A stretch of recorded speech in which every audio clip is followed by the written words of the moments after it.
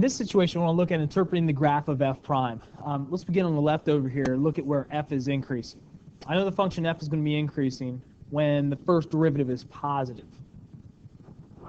So interpreting f prime here, looks like we are above the x-axis or positive from -2 to 0, and then we're positive again from 2 to infinity.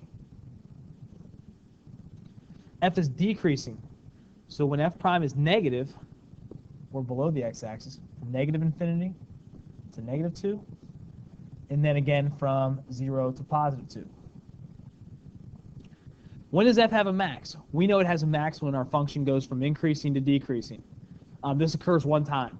We go from increasing to decreasing at x equals 0.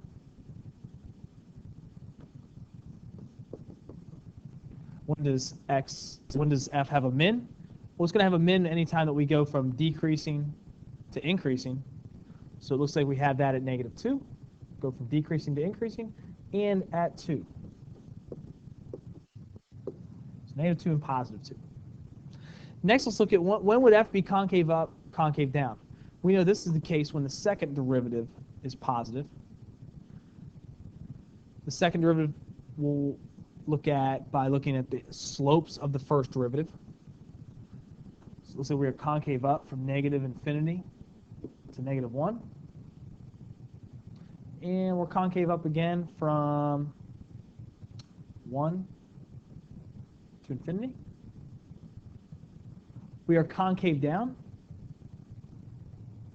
from -1 to 1.